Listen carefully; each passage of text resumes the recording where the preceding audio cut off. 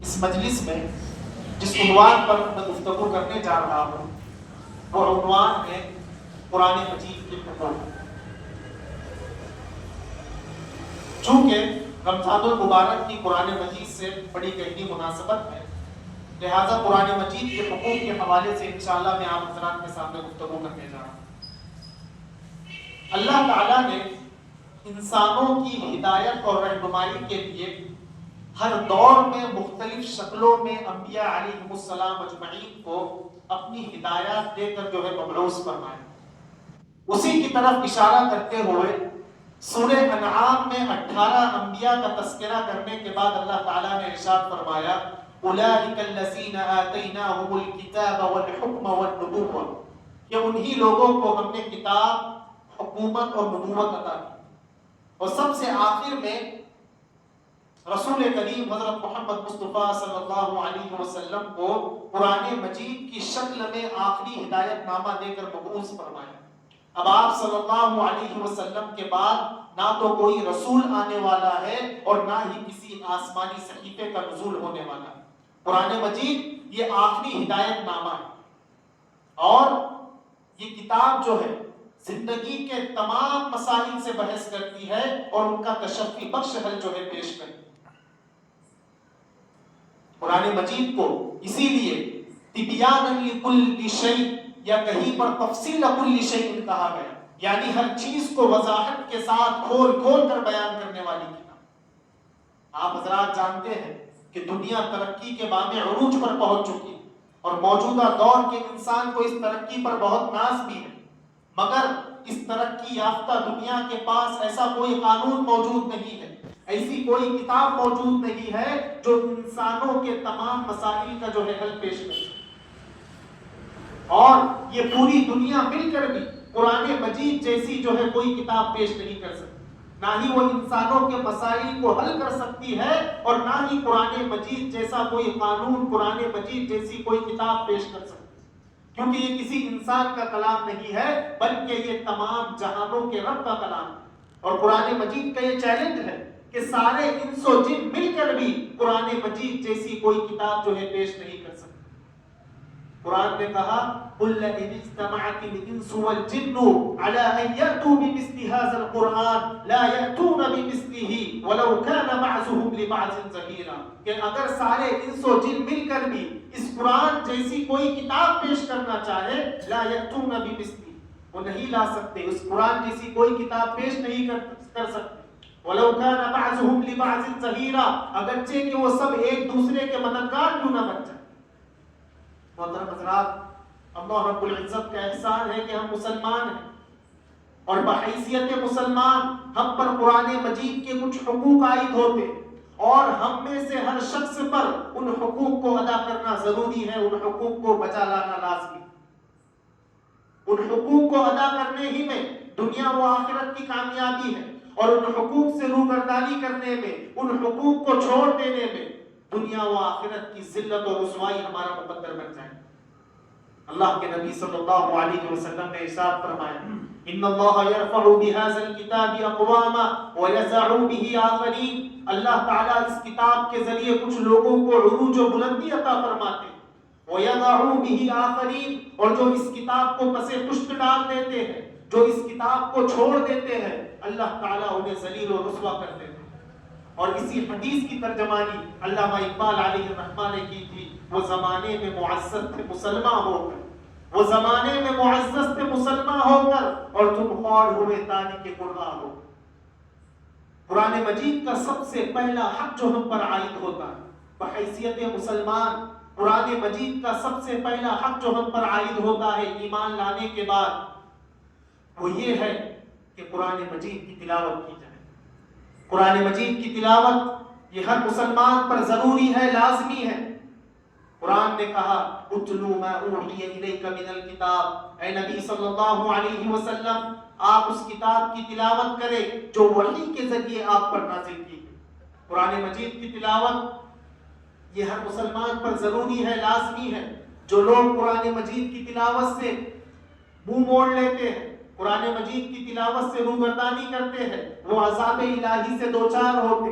جب انسان کو قبر میں رکھ دیا جاتا ہے، اس کے پاس منکر نکیر آتے ہیں، اس سے 3 سوالات کرتے ہیں. اگر وہ انسان ان 3 سوالات کے صحیح جوابات دے دے گا تو منکر نکیر اس سے پوچھیں گے کہ تجھے ان 3 سوالات کے جوابات کیسے پتا چلے؟ تو جس شخص نے اس دنیا میں قرآن مجید کی تلاوت کی ہوگی، قرآن مجید کو پڑھا ہوگا، وہ کہے گا قرأت کتاب اللہ فآمنت بہ وصدقت، کہ میں دنیا میں قرآن مجید کی تلاوت کیا کرتا تھا، اس پر ایمان رکھتا تھا اور اس کی تصدیق کیا کرتا تھا. اور جو شخص اس دنیا میں جس نے قرآن مجید کی تلاوت نہیں کی ہوگی، وہ جو ہے فرشتوں کے ان 3 سوالوں کے جوابات نہیں دے پائے. فرشتے اسے ڈانٹیں گے اور ڈانٹ کر کہیں گے لا ذریتا ولا تلیتا، تو نے نہ ہی قرآن مجید کی تلاوت کی اور نہ ہی کبھی تو نے قرآن مجید کو جاننے کی کوشش کی. اور اسے قیامت تک لوہے کے گرزوں سے جو ہے فرشتے مارتے رہے. محترم حضرات، قرآن مجید کی تلاوت کس طرح کی جائے؟ کس طرح قرآن مجید کی تلاوت کی جائے؟ اس سوال کا جواب خود ہمیں قرآن مجید دیتا ہے. قرآن نے کہا الذین آتیناہم الکتاب یتلونہ حق تلاوتہ اولئک یؤمنون بہ، کہ جن لوگوں کو ہم نے یہ کتاب دی ہے، یہ کتاب عطا کی ہے، اس کی وہ ایسے تلاوت کرتے ہیں جیسا کہ اس کی تلاوت کرنے کا حق. حق کی تلاوت کا کیا مطلب ہے؟ حق کی تلاوت کا مطلب یہ ہے کہ پوری یکسوئی اور دل جمعی کے ساتھ قرآن مجید کی تلاوت کی جائے، اس احساس کے ساتھ قرآن مجید کی تلاوت کی جائے کہ یہ میرے نام میرے رب کا پیغام ہے. اس احساس کے ساتھ قرآن مجید کی تلاوت کی جائے کہ میں ہی اس کتاب کا اولین مخاطب ہوں. اس احساس کے ساتھ قرآن مجید کی تلاوت کی جائے کہ اس کتاب میں بیان کردہ تمام بشارتیں میرے ہی لیے اور اس کتاب میں بیان کردہ تمام وعیدیں مجھ ہی کو بیدار کرنے کے لیے. اس احساس کے ساتھ قرآن مجید کی تلاوت کی جائے. امام قرطبی رحمۃ اللہ علیہ اس آیت کے حوالے سے حضرت عمر بن خطاب رضی اللہ عنہ کا یہ قول نقل کیا کہ هم الذین اذا مروا بآیت وحبۃ سألوها من اللہ واذا مروا بآیت عذاب استعاذوا منها، کہ اہل ایمان کی قرآن مجید پڑھتے ہوئے یہ کیفیت رہتی کہ جب وہ رحمت والی آیت سے گزرتے ہیں تو اللہ سے اس رحمت کا سوال کرتے ہیں. وَإِذَا مَرُّوا بِآيَةِ عَذَابٍ اسْتَعَاذُوا مِنْهَا، اور جب وہ کسی عذاب والی آیت پر سے گزرتے ہیں تو اللہ سے اس عذاب کی پناہ مانگتے ہیں، پناہ میں آتے. اس کیفیت کے ساتھ قرآن مجید کی تلاوت ہونی چاہیے. صحابہ کرام رضوان اللہ علیہم اجمعین اسی کیفیت کے ساتھ قرآن مجید کی تلاوت کیا کرتے تھے. وہ ڈوب کر قرآن مجید کی تلاوت کیا کرتے تھے. حضرت ابو بکر صدیق رضی اللہ عنہ آپ بڑے رقیق القلب تھے. تلاوت کلام پاک کے دوران آپ کی آنکھوں سے مسلسل آنسو بہا کرتے. حضرت اکرمہ رضی اللہ عنہ ایمان لانے کے بعد اکثر قرآن مجید کی تلاوت میں غرق رہتے. آپ قرآن مجید کی تلاوت کرتے اور کہتے، آپ کتاب کو اپنے ہاتھوں سے اٹھا لیتے اور کہتے ھذا کلام ربی ھذا کتاب ربی، یہ میرے رب کا کلام ہے، میرے رب کی کتاب ہے، میرے رب کا کلام ہے. اور پھر خشیت الہی سے آپ رونے لگے. حضرت حذیفہ رضی اللہ عنہ کے غلام سالم آپ اس قدر پرسوز آواز میں قرآن مجید کی تلاوت کرتے کہ چلنے والوں کے قدم رک جاتے. ایک مرتبہ نبی کریم صلی اللہ علیہ وسلم بہت دیر تک رک کر آپ کی تلاوت کو سنتے رہے اور آپ نے کہا اللہ کا احسان ہے جس نے میری امت میں ایسے قرآن پڑھنے والے جو ہے پیدا فرمائے. یہ صحابہ کی تلاوت کا انداز تھا، وہ ڈوب کر قرآن مجید کی تلاوت کیا کرتے تھے. ایک موقع پر آپ صلی اللہ علیہ وسلم ایک جنگ سے واپس تشریف لا رہے. آپ کے قافلے میں جنگل میں پڑاؤ کی. 2 صحابہ کو رات میں پڑاؤ کی پہرے داری کی ذمہ داری دی گئی. حضرت عمار بن یاسر اور حضرت عباد بن بشر رضی اللہ عنہما کو پہرے داری کی ذمہ داری دی. دونوں نے دیکھا کہ سب لوگ سو چکے ہیں تو دونوں نے اپنی ذمہ داری کو بانٹ لیا اور کہا کہ ہم باری باری ذمہ داری ادا کرتے ہیں، پہلے میں جاگتا ہوں پھر آپ جائیں. پہلے جاگنے کی باری حضرت عباد بن بشر رضی اللہ عنہ کی. حضرت عباد بن بشر رضی اللہ عنہ نے سوچا کہ بڑا اچھا وقت ہے، جاگنے سے بہتر ہے کہ میں نماز جو ہے پڑھ لیتا ہوں. آپ جو ہے 2 رکعت نفل نماز کی آپ نے نیت کی اور سورۃ الکہف کی تلاوت شروع کر. دور سے دشمن نے دیکھا کہ قافلے کے تمام لوگ سوئے ہوئے ہیں اور جو پہرے دار ہے وہ نماز میں مصروف. تو دشمن نے حضرت عباد بن بشر رضی اللہ عنہ پر تیر چلایا.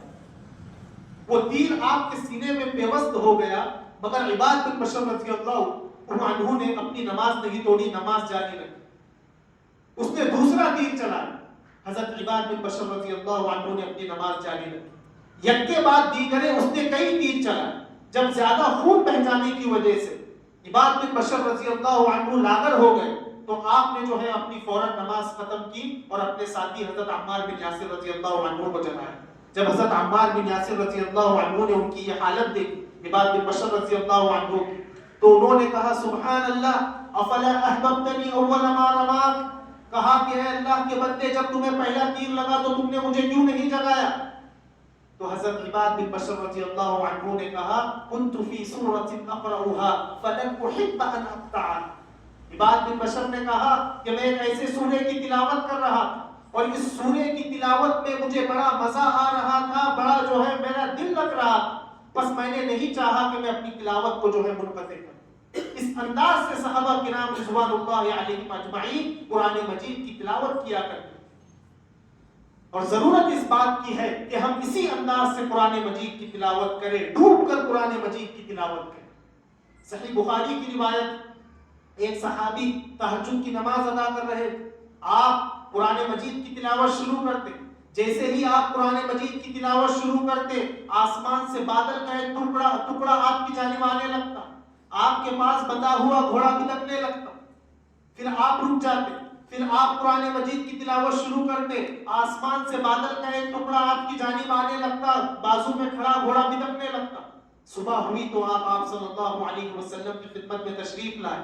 آپ نے کہا کہ میرے ساتھ یہ واقعہ پیش آیا کہ جب میں قرآن مجید کی تلاوت شروع کرتا تو آسمان سے بادل کا ٹکڑا میری طرف آنے لگتا.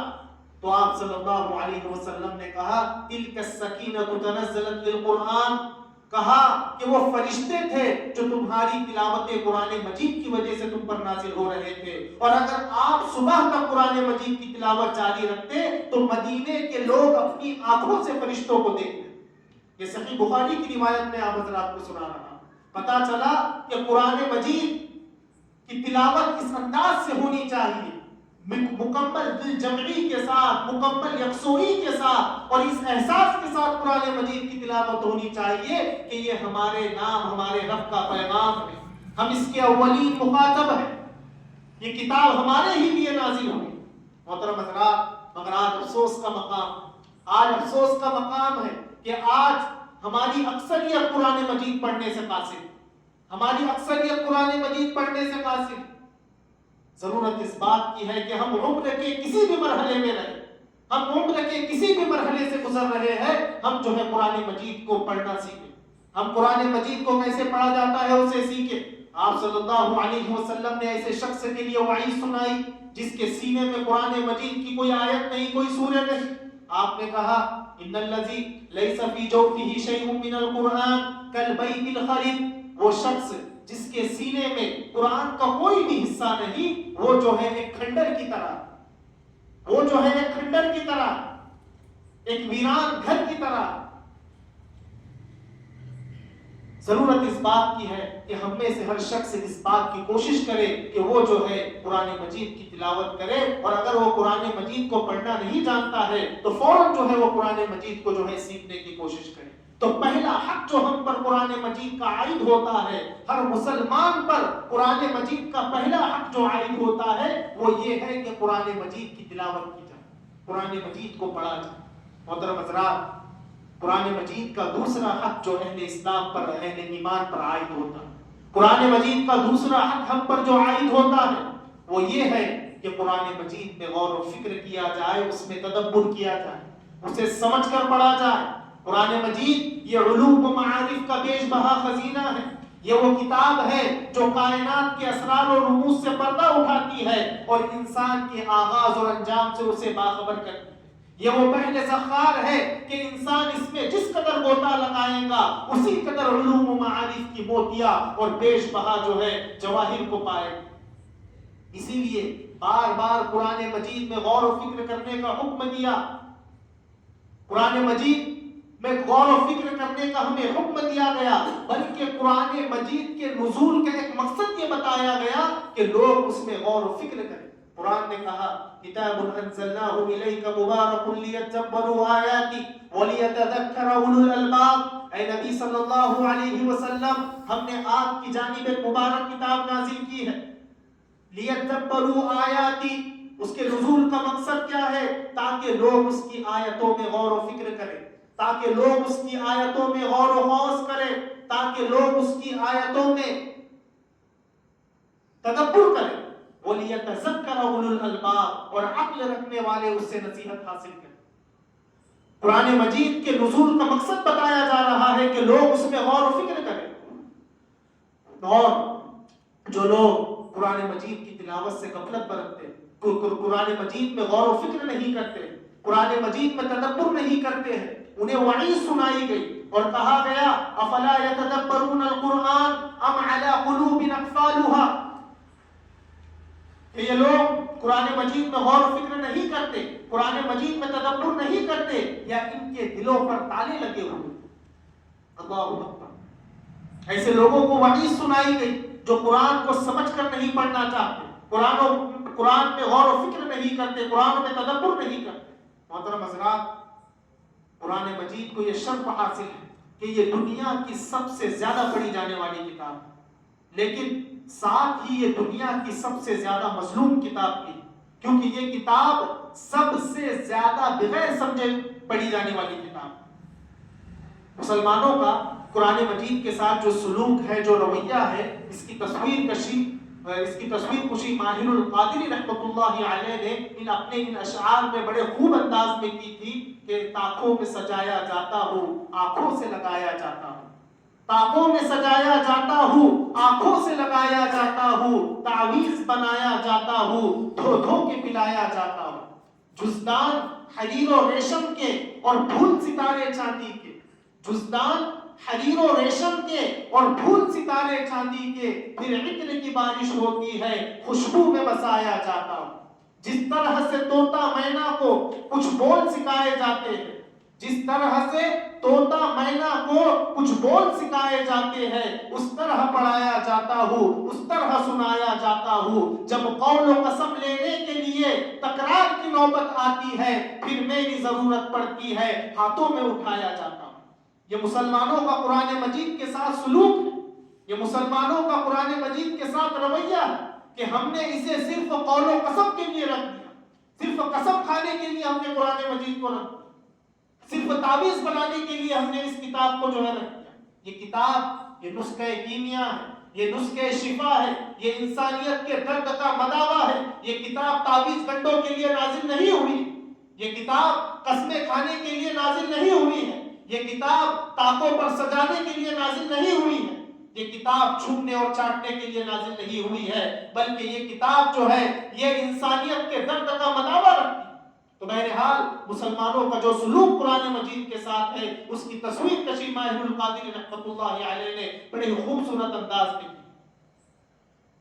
یہ بات مسلمانوں کے ذہنوں میں بٹھا دی گئی اور مسلمانوں کو یہ بات باور کرا دی گئی کہ قرآن مجید کو سمجھنا، اس میں غور و فکر کرنا یہ بڑا مشکل کام ہے، اس کے لیے بہت بڑے علم کی ضرورت ہے۔ حالانکہ قرآن مجید بار بار اس بات کا اعلان کر رہا ہے وَلَقَدْ يَسَّرْنَا الْقُرْآنَ لِلذِّكْرِ فَهَلْ مِن مُدَّكِرٍ، کہ تحقیق ہم نے اس کتاب کو نصیحت حاصل کرنے کے لیے آسان بنایا۔ کیا ہے کوئی نصیحت حاصل کرنے والا؟ ہم نے اس کتاب کو نصیحت حاصل کرنے والوں کے لیے آسان بنایا ہے۔ کیا ہے کوئی اس کتاب سے نصیحت حاصل کرنے والا؟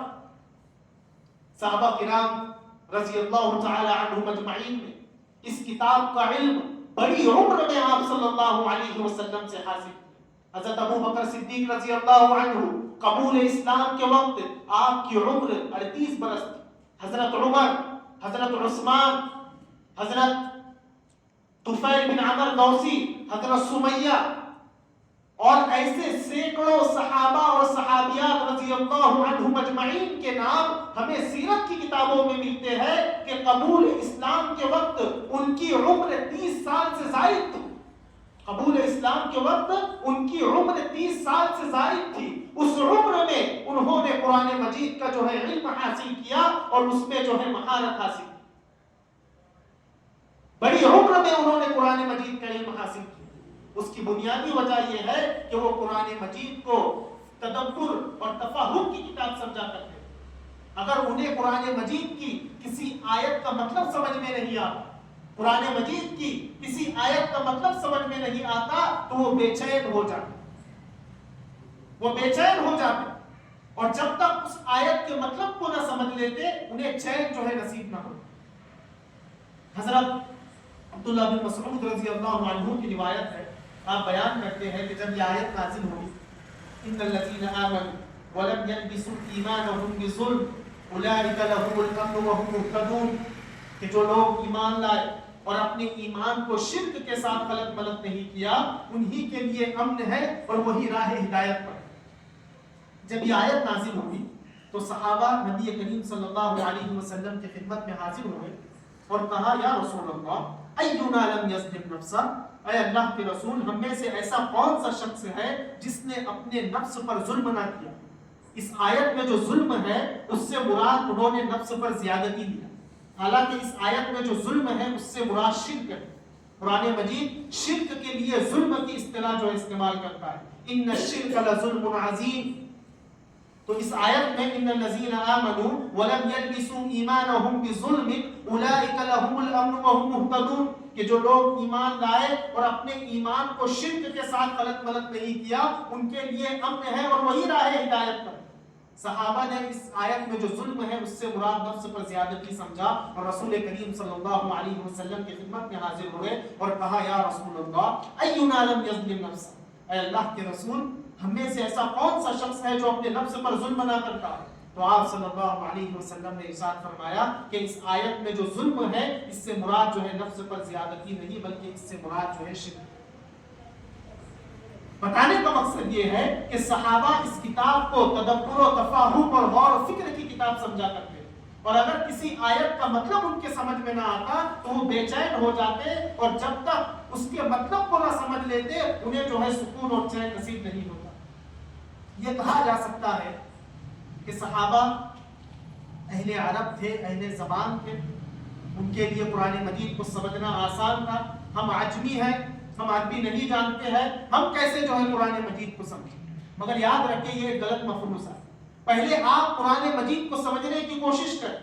اگر سمجھنے کے باوجود بھی، کوشش کرنے کے باوجود بھی آپ کے سمجھ میں نہیں آتا ہے پھر آپ کہہ سکتے ہیں کہ قرآن مجید کو سمجھنا بڑا دشوار ہے، بڑا مشکل. حالانکہ قرآن مجید نے یہ اعلان کیا والذین جاہدوا فینا لنہدینہم سبلنا، کہ جو لوگ ہمارے دین کی خاطر کوشش کرتے ہیں ہم ان کے لیے راستے کھول دیتے ہیں، ہم انہیں ہمارے راستوں پر ڈال دیتے ہیں. آپ کوشش کر کے دیکھیں. مسلمانوں کی یہی روش کی نکیر کرتے ہوئے جواب شکوہ میں علامہ اقبال علیہ الرحمہ نے کہا تھا ہم تو مائل بکرم ہے کوئی سائل ہی نہیں، ہم تو مائل بکرم ہے کوئی سائل ہی نہیں، راہ دکھلائے کسے رہنم منزل ہی نہیں. اگر آپ کوشش کریں گے تو یقیناً اللہ رب العزت آپ کے لیے تمام راہیں جو ہے ہموار فرما دے گا، تمام راستے جو ہے کھول دے گا. محترم حضرات، آج بھی جو لوگ قرآن مجید میں قرآن مجید کو سمجھنے کی کوشش کرتے ہیں اللہ تعالیٰ ان کے لیے راہوں کو کھول دیتے ہیں. آپ اس بات کا اندازہ اس بات سے لگائیں کہ ایک امریکی محقق ہے، اس کا نام ہے موریس بوکائی. موریس بوکائی کو امریکہ کی حکومت نے فرعون کی لاش پر ریسرچ کرنے کی ذمہ داری دی اور موریس بوکائی جو ہے جب امریکی حکومت کی جانب سے اسے یہ ٹاسک دیا گیا کہ وہ فرعون کی لاش پر ریسرچ کرے تو دوران ریسرچ موریس بوکائی کی نظر قرآن مجید کی اس آیت پر سے گزری فَالْيَوْمَ نُنَجِّيكَ بِبَدَنِكَ لِتَكُونَ لِمَنْ خَلْفَكَ آیَةً. قرآن فرعون کو مخاطب کر کے کہتا ہے، فرعون کے تعلق سے کہتا ہے فَالْيَوْمَ نُنَجِّيكَ بِبَدَنِكَ لِتَكُونَ لِمَنْ خَلْفَكَ آیَةً، کہ آج ہم تیرے جسم کو، تیری لاش کو جو ہے سمندر سے باہر پھینک دیں گے تاکہ تو آنے والے لوگوں کے لیے تجھے نشان عبرت بنایا جا سکے. آج تیرے جسم کو جو ہے ہم جو ہے سیو کر دیں گے تاکہ تو آنے والے لوگوں کے لیے جو ہے نشان عبرت بن جائے۔ جب مورس بوکائی نے قرآن مجید کی اس آیت کو پڑھا تو وہ غور و فکر کرنے لگا کہ آج سے ہزاروں سال پہلے جو فرعون پانی میں ڈوب گیا تھا اور اس کی لاش کی حفاظت کا ذمہ اللہ تعالیٰ قرآن میں لے رہا ہے، تو اس کو یہ بات کھٹکی اور اس نے جو ہے اس وقت اس کی عمر 40 برس تھی۔ مورس بوکائی کی عمر اس وقت 40 برس تھی۔ 40 برس کی عمر میں مورس بوکائی نے عربی زبان سیکھی اور عربی زبان سیکھ کر اس نے قرآن مجید کا جو ہے ترجمہ، اس نے قرآن مجید کو پڑھا، قرآن مجید میں غور و فکر کیا اور اللہ تعالیٰ نے اسے جو ہے ہدایت نصیب فرمائی، وہ راہ حق پر پہنچ گیا اور وہ سمجھ گیا کہ یقیناً یہ جو کتاب ہے یہ کتاب ہی جو ہے برحق ہے اور دین اسلام بھی جو ہے برحق دین ہے۔ ایک آیت نے اس کی زندگی بدل دی۔ 40 برس کی عمر میں اس نے عربی زبان سیکھی، قرآن مجید کو پڑھا اور مشرف اسلام ہوا اور اس نے ایک کتاب لکھی، قرآن، بائبل اور سائنس، اور یہ کتاب جو ہے یہ USA کی بیسٹ سیلر بک جو ہے بنی۔ آج بھی یہ کتاب اردو زبان میں بھی موجود ہے، قرآن، بائبل اور سائنس۔ اس نے جو ہے باقاعدہ اس پر ایک کتاب لکھی۔ تو پتا چلا کہ اگر آج بھی ہم قرآن مجید کو جو ہے پڑھنے کی کوشش کریں، اسے سمجھنے کی کوشش کریں، تو اللہ تعالیٰ یقیناً جو ہے لوگوں کو راہ ہدایت پر ڈالیں گے۔ تو قرآن مجید کا دوسرا حق جو مسلمانوں پر عائد ہوتا ہے وہ یہ ہے کہ مسلمان جو ہے قرآن مجید میں غور و فکر کرے، اس میں تدبر کرے، اسے سمجھ کر پڑھنے کی کوشش کرے۔ محترم حضرات، قرآن مجید کا تیسرا حق جو ہم پر عائد ہوتا ہے، قرآن مجید کا تیسرا حق جو ہم پر عائد ہوتا ہے وہ ہے قرآن مجید کے احکامات پر عمل۔ قرآن مجید ایک زندہ جاوید کتاب ہے، انسانوں کی ہدایت اور رہنمائی اس کا بنیادی اور اہم موضوع ہے۔ یہ کتاب انسانی زندگی کے تمام مسائل سے بحث کرتی ہے اور ان کا تشفی بخش حل پیش کرتی ہے۔ یہ کتاب مستقبل میں پیش آنے والے خطرات سے آگاہ کرتی ہے اور ایک واضح اور خوشگوار زندگی گزارنے کا جو ہے لاہی عمل پیش کرتی ہے۔ سورہ اسراء میں کہا گیا ان ھذا القرآن یہدی للتی ہی اقوم، یہ کتاب وہ راستہ دکھلاتی ہے جو بالکل سیدھا ہے، یہ کتاب وہ راہ دکھلاتی ہے جو بالکل سیدھی ہے۔ بہرحال قرآن مجید کا تیسرا حق جو ہم پر عائد ہوتا ہے وہ یہ ہے کہ ہم اس کے احکامات کے اوپر عمل کریں۔ جو انسان دنیا کی کامیابی چاہتا ہے، جو انسان آخرت کی کامیابی چاہتا ہے، اس کے لیے ضروری ہے کہ وہ قرآن مجید کی آیات کی اتباع کرے، قرآن مجید کے احکامات کی پیروی کرے۔ قرآن نے کہا اتبعوا ما انزل الیکم من ربکم، اے لوگو پیروی کرو ان آیات کی جو تمہارے رب کی جانب سے تم پر نازل کی، پیروی کرو ان فرامین کی، ان باتوں کی جو تمہارے رب کی جانب سے تم پر جو ہے نازل کی۔ محترم حضرات، جو لوگ اس کتاب الہی کو حفظ جا بنا کر اس کی تعلیمات پر عمل پیرا ہوتے، خوش نصیب ہیں وہ لوگ، عقل مند ہیں وہ لوگ، ہوشیار ہیں وہ لوگ جو اس کتاب الہی کو حفظ جا بنا کر اس کی تعلیمات کو اپنی عملی زندگی میں نافذ کرتے ہیں اور اس کی تعلیمات پر جو ہے عمل پیرا ہوتے ہیں۔ قرآن نے کہا فبشر عباد الذين يستمعون القول فيتبعون احسنه اولئك الذين هداهم الله واولئك هم اولو الالباب۔ اے نبی صلی اللہ علیہ وسلم، آپ خوشخبری سنا دیجئے ان لوگوں کو جو اس کتاب کو غور سے سنتے ہیں، یستمعون القول، بہت غور سے اس کتاب کو سنتے ہیں، فیتبعون احسنہ، اور اس کی بہترین باتوں کی پیروی کرتے ہیں، بہترین باتوں کی اتباع کرتے ہیں۔ اولئک الذین ھداھم اللہ واولئک ھم اولو الالباب، یہی وہ لوگ ہیں جو ہدایت یافتہ ہیں، یہی وہ لوگ ہیں جنہیں اللہ تعالیٰ نے ہدایت بخشی ہے، اور یہی لوگ عقل رکھنے والے ہیں، یہی لوگ فکر رکھنے والے ہیں۔ اور جو لوگ قرآن مجید کی تلاوت تو کرتے، قرآن مجید کو پڑھتے تو ہے، مگر قرآن مجید کے فرامین کو اپنی عملی زندگی میں نافذ نہیں کرتے۔ قرآن مجید نے کتنی بہترین باتوں کی ہمیں تعلیم دی ہے۔ قرآن کہتا ہے وَوَصَّيْنَا الْإِنسَانَ بِوَالِدَيْهِ حُسْنًا، والدین کے ساتھ حسن سلوک کی قرآن ہمیں تعلیم دیتا ہے۔ اور قرآن کہتا ہے وَقَضَىٰ رَبُّكَ أَلَّا تَعْبُدُوا إِلَّا إِيَّاهُ وَبِالْوَالِدَيْنِ إِحْسَانًا، کہ تمہارے رب کا فیصلہ ہے کہ تم اللہ کے سوا کسی کی پرستش نہ کرو، کسی کی عبادت نہ کرو، اور والدین کے ساتھ حسن سلوک کرو۔ توحید کا حکم دیا جا رہا ہے، اس کے فوراً بعد والدین کے ساتھ حسن سلوک کا حکم دیا جا رہا ہے۔ کہا جا رہا ہے فلا تقل لهما اف ولا تنهرهما، والدین کو اف کرنا، انہیں جھڑکاؤ نہ، انہیں ڈانٹو نہ، ان کی ہر غلطی جو ہے ان کی وہ سر آنکھوں، انہیں اف تک نہ کہو، ان کے لیے جو ہے اپنی جان نچھاور کر دو۔ کتنی پیاری تعلیمات ہمیں قرآن دیتا ہے۔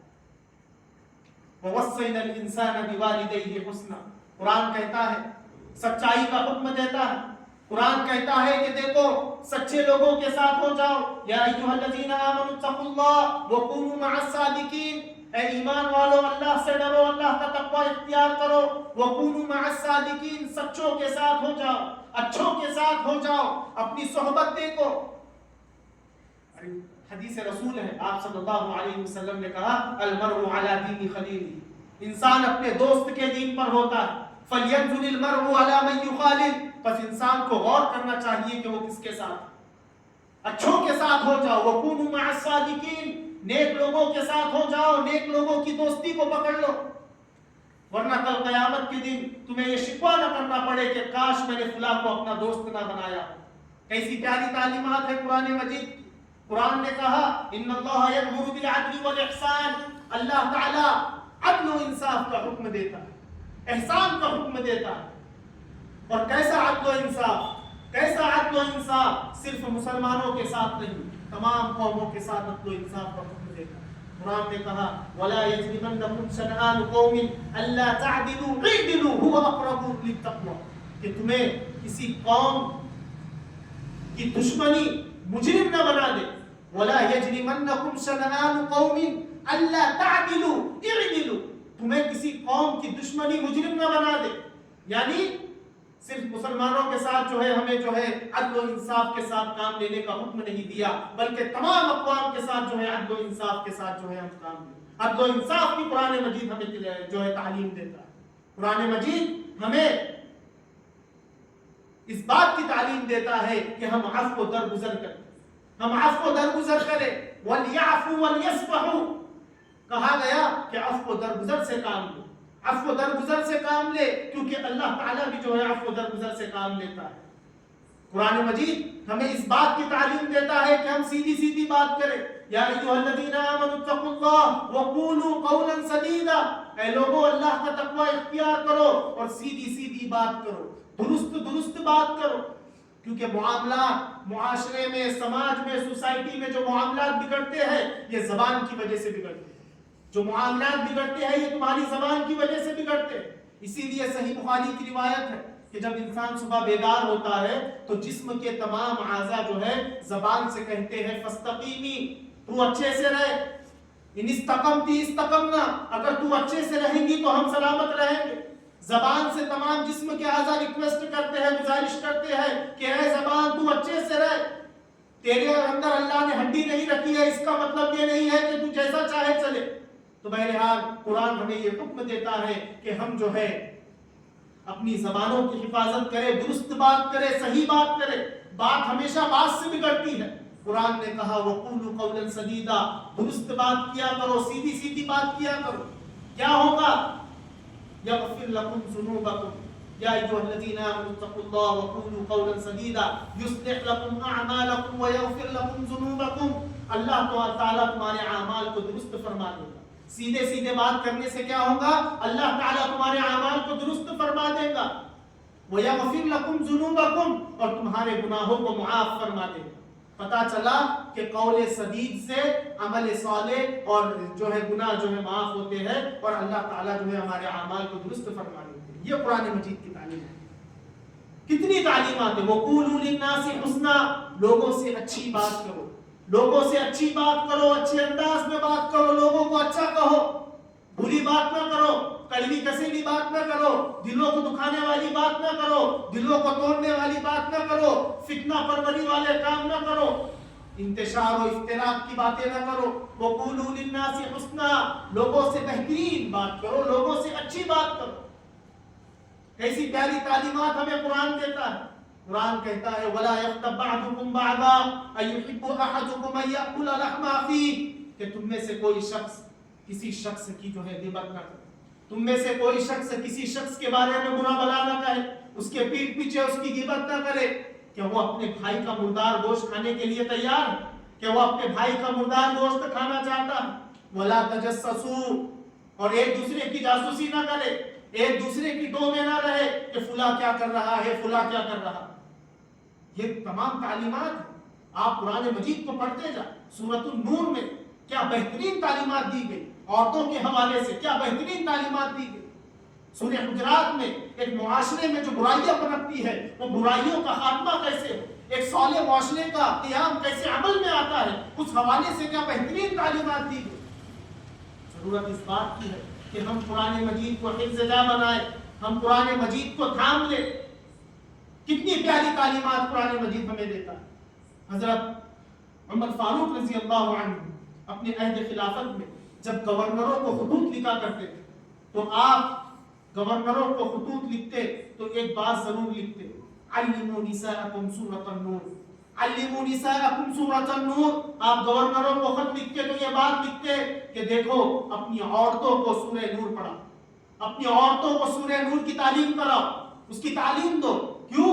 سورہ نور میں جو ہے عورتوں کے حوالے سے بڑی ہی بہترین باتیں جو ہے نقل کی، پردے کے حوالے سے، عفت و پاک دامنی کے حوالے سے بڑی بہترین باتیں جو ہے اس میں بیان کی گئی. محترم حضرات، یہ جو ہے قرآن مجید کی تعلیمات ہے. قرآن مجید کہتا ہے، بڑی شرک کے بارے میں قرآن کہتا ہے کہ وما ارسلنا من قبلک من رسول الا نوحی الیہ. کیا ہے وما ارسلنا من قبلک من رسول الا نوحی الیہ انہ لا الہ، وما ارسلنا من قبلک من رسول الا نوحی الیہ انہ لا الہ الا سورہ نور. وما ارسلنا من قبلک من رسول الا نوحی الیہ، اس کا نہیں، وما ارسلنا من قبلک من رسول الا نوحی الیہ انہ لا الہ الا هو انا فاعبدون. کہ ہم نے، اس کا ترجمہ یہ ہے کہ ہم نے کوئی رسول نہیں بھیجا مگر ہم نے اسے اس بات کی وحی کی کہ آپ جو ہے میرے علاوہ کسی کی پرستش نہ کریں. توحید، اللہ کی توحید، اس کی فردانیت، اس کی سمادانیت کی تعلیم دی. تو محترم حضرات، ضرورت اس بات کی ہے. قرآن مجید کا تیسرا حق جو ہم پر عائد ہوتا ہے وہ یہ ہے قرآن مجید کے احکامات پر عمل، اس کے احکامات پر عمل. اور جو لوگ قرآن مجید پڑھتے تو قرآن مجید کی تلاوت تو کرتے ہیں مگر اس کے احکامات پر عمل پیرا نہیں ہوتے. آسمانی کتاب تو پڑھتے ہیں، کتاب الہی تو پڑھتے ہیں مگر اس کی تعلیمات پر عمل پیرا نہیں ہوتے. قرآن مجید نے ایسے لوگوں کو گدھے سے تشبیہ دی. قرآن مجید نے ایسے لوگوں کو گدھے سے تشبیہ دی. قرآن نے کہا مثل الذین حملوا التوراۃ ثم لم يحملوها كمثل الحمار يحمل اسفارا.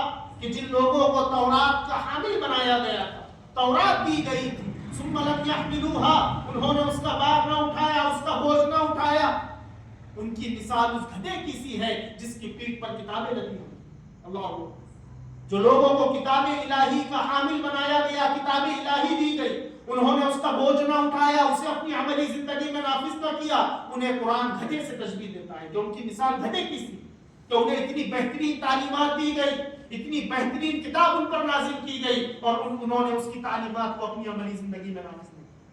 محترم حضرات، آپ صلی اللہ علیہ وسلم جب معراج کے سفر پر تشریف لے گئے، آپ کو جنت و جہنم کے مناظر دکھائے گئے، جہنم کے بڑے ہولناک مناظر دکھائے گئے، تمثیلی انداز میں آپ کو جنت و جہنم کا مشاہدہ کرایا گیا.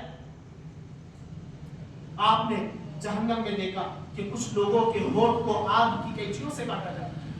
آپ نے جبرائیل امین سے پوچھا کہ جبرائیل امین یہ کیا ماجرا ہے، ان کے ہونٹوں کو آگ کی قینچیوں سے کاٹا جا رہا ہے، کیا ماجرا ہے؟ جبرائیل امین نے کہا، آپ صلی اللہ علیہ وسلم نے دریافت کیا یہ کون لوگ ہیں جن کے ہونٹوں کو آگ کی قینچیوں سے کاٹا جا رہا ہے؟ جبرائیل امین نے کہا اتباع امتک الذين يقولون ما لا يفعلون ويقرؤون كتاب الله ولا يعملون به. جبرائیل امین نے کہا یہ تمہاری امت کے وہ خطباء ہیں، وہ مقررین ہیں جو لوگوں کو بھلائی کا حکم دیتے تھے اور خود جو ہے ان باتوں پر عمل نہیں کرتے. اللہم احفظنا.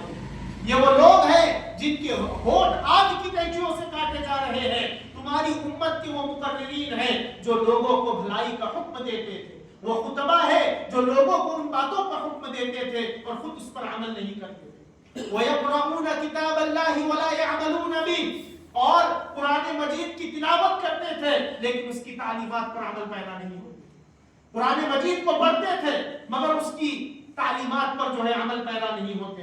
قرآن نے کہا کہ سود کھانے والوں سے کہا کہ جو لوگ سودی لین دین کرتے ہیں وہ اللہ اور اس کے رسول کے لیے اس سے جو ہے جنگ کرنے میں اس سے جو ہے جنگ کرنے کے لیے تیار ہیں. فَأْذَنُوا بِحَرْبٍ مِّنَ اللَّهِ وَرَسُولِهِ. قرآن مجید کی تلاوت تو کرتے تھے مگر سودی لین دین میں جو ہے اٹکے ہوئے، سودی کاروبار میں جو ہے الجھے ہوئے. تو بہرحال ایسے لوگوں کو ڈر جانا چاہیے جو قرآن مجید کی تلاوت تو کرتے ہیں مگر جو ہے اس کی تعلیمات پر عمل پیرا نہیں ہوتے. محترم حضرات، صحابہ کرام رضی اللہ عنہم اجمعین یہ قرآن مجید کو عمل کی نیت سے پڑھا کرتے تھے. وہ قرآن مجید کو عمل کی کتاب سمجھا کرتے تھے. حضرت عبداللہ بن مسعود رضی اللہ عنہ سے روایت ہے، آپ فرماتے ہیں کہ كان وجل منا يتعلم 10 آيات ولا يجاوزهن حتى يعرف معانيهن والعمل فيهن، کہ ہم میں سے ہر شخص قرآن مجید کی 10 آیتیں سیکھتا، ولا يجاوزهن ان 10 آیتوں سے آگے نہیں بڑھتا، حتى يعرف معانيهن والعمل فيهن، یہاں تک کہ ان 10 آیتوں کے معانی، مطالب اور مفاہیم کو اچھی طریقے سے نہ سمجھ جائے. والعمل فيهن، اور ان 10 آیتوں کو اپنی عملی زندگی میں نافذ نہ کر لے گا. یہ صحابہ کا طریقہ کار تھا قرآن مجید پڑھنے کا. آپ غور کریں کہ ہمارا کیا طریقہ کار ہے قرآن مجید پڑھنے. 10 آیتوں کی تلاوت ہوتی اور ان 10 آیتوں کے معانی و مطالب اور مفاہیم اچھے سے سمجھ نہ لیتے، آپ وہ صحابہ آگے نہ بڑھتے اور انہیں اپنی عملی زندگی میں نافذ نہ کر لیتے جب تک جو ہے صحابہ جو ہے آگے نہ بڑھتے. اور حضرت ابی بن کعب رضی اللہ عنہ آپ فرماتے ہیں فتعلمنا القرآن والعلم والعمل جميعا، ہم نے قرآن مجید، اس کا علم اور اس پر عمل، یہ تینوں چیزیں ایک ساتھ جو ہے آپ صلی اللہ علیہ وسلم سے جو ہے حاصل ہیں. بہرحال قرآن مجید کا تیسرا حق جو ہم پر عائد ہوتا ہے وہ یہ ہے کہ ہم قرآن مجید کے احکامات پر عمل کریں. محترم حضرات، قرآن مجید کا چوتھا اور آخری حق جو ہم پر عائد ہوتا ہے وہ یہ ہے کہ ہم قرآن مجید کے پیغام کو لوگوں تک پہنچائیں، قرآن مجید کی تعلیمات کو لوگوں تک پہنچائیں. قرآن مجید یہ آخری ہدایت نامہ ہے. قرآن مجید یہ آخری ہدایت نامہ ہے، یہ آخری نسخہ کیمیا. قرآن مجید یہ نسخہ کیمیا ہے. اس میں بیمار روحوں کی شفا ہے، اس میں بیمار جسموں کی شفا ہے. آج امت جو ہے سسک رہی ہے، آج انسانیت جو ہے سسک رہی ہے، آج انسانیت بلک رہی ہے، آج انسانیت جو ہے پیاسی ہے، حق کی متلاشی ہے اور وہ سراب کو پانی سمجھ کر اس کی جانب لپکتی جا رہی ہے، دوڑی جا رہی ہے. اور قرآن مجید جو ہے یہ اس بلکتی اور سسکتی انسانیت کے دکھ کا جو ہے درد کا جو ہے بداوا.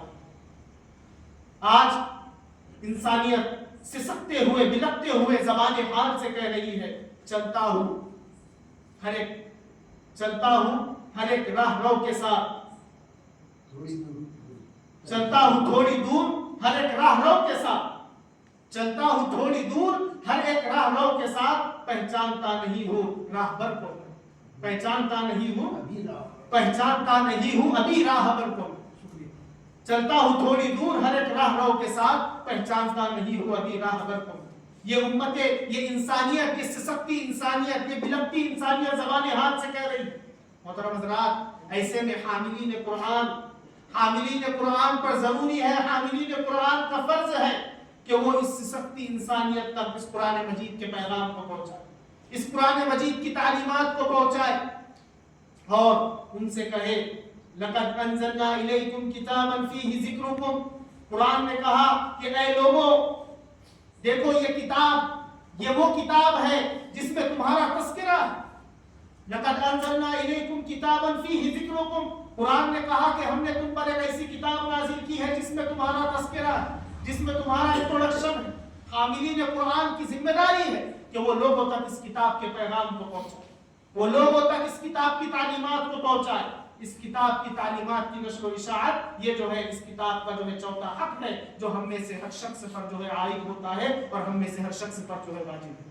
محترم حضرات، قرآن مجید میں بار بار رسول کریم صلی اللہ علیہ وسلم کو اس فریضے کی ادائیگی کی طرف جو ہے توجہ دلائی گئی اور کہا گیا فذکر بالقرآن من یخاف وعید۔ اے نبی صلی اللہ علیہ وسلم، آپ اس قرآن کے ذریعے نصیحت کیجیے ہر اس شخص کو جو میری وعید سے ڈرتا ہے۔ یہ حق ادا کرنا ہم پر لازمی ہے، ضروری ہے۔ اگر ہم نے قرآن مجید کے ان حقوق کی ادائیگی میں کوتاہی برتی، قرآن مجید کے ان حقوق کو ادا نہیں کیا، تو یاد رکھے ہم پر جو ہے ذلت و رسوائی جو ہے تاری ہو جائے، ذلت و رسوائی ہمارا مقدر بن جائے گی۔ اور آپ صلی اللہ علیہ وسلم کو مخاطب کر کے قرآن کہتا ہے اور اس بات کا احساس دلاتا ہے اور ہمیں بھی یہ تعلیم دیتا ہے کہ ہماری حفاظت جو ہے صرف اسی میں ہے کہ ہم قرآن مجید کے پیغام کو لوگوں تک پہنچائیں۔ اگر ہم نے قرآن مجید کی تعلیمات کی نشر و اشاعت نہ کی، قرآن مجید کے پیغام کو لوگوں تک نہیں پہنچایا، تو ہماری حفاظت کا ذمہ جو ہے اللہ نہیں لیتا ہے۔ قرآن نے کہا، آپ صلی اللہ علیہ وسلم کو مخاطب کر کے قرآن نے کہا یا ایھا الرسول بلغ ما انزل الیک من ربک، اے اللہ کے رسول، تمہارے رب کی جانب سے جو تم پر آیت نازل کی گئی ہے اسے لوگوں تک پہنچاؤ۔ بلغ ما انزل الیک من ربک، تمہارے رب کی جانب سے جو فرامین، جو آیتیں تم پر نازل کی گئی ہے اسے لوگوں تک پہنچا دو۔ وَإِن لَّمْ تَفْعَلْ فَمَا بَلَّغْتَ رِسَالَتَهُ، اور اگر آپ نے ایسا نہ کیا تو گویا کہ آپ نے اپنی نبوت کا حق ادا نہیں کیا۔ وَإِن لَّمْ تَفْعَلْ فَمَا بَلَّغْتَ رِسَالَتَهُ، اگر آپ نے ایسا نہ کیا تو آپ نے اپنی نبوت کا حق ادا نہ کیا۔ وَاللَّهُ يَعْصِمُكَ مِنَ النَّاسِ، اور اللہ لوگوں سے تمہاری حفاظت کرے گا، اللہ لوگوں سے تمہاری حفاظت کرے گا۔ پتہ چلا کہ اس قرآن مجید کے پیغام کو پہنچانے کی صورت ہی میں اللہ تعالیٰ نے جو ہے ہماری حفاظت کا جو ہے ذمہ لیا۔ یہ قرآن مجید کے 4 حقوق ہیں جو مسلمانوں پر عائد ہوتے ہیں اور ہر مسلمان سے یہ مطلوب ہے اور ہر مسلمان کے لیے لازم ہے، ضروری ہے کہ وہ قرآن مجید کے ان حقوق کو جو ہے ادا کرے اور ان حقوق کی ادائیگی میں جو ہے کوتاہی نہ کرے۔ 1917 میں حضرت شیخ الہند حضرت مولانا محمود حسن دیوبندی رحمۃ اللہ علیہ کو جب انگریزوں نے جیل میں ڈال دیا، سن 1917 میں انہیں مالٹا کی جیل میں قید کر دیا، مالٹا کی جیل میں ڈال دیا، انہیں بہت اذیتیں دی گئی، مگر آپ نے جو ہے صبر و استقامت دکھائی۔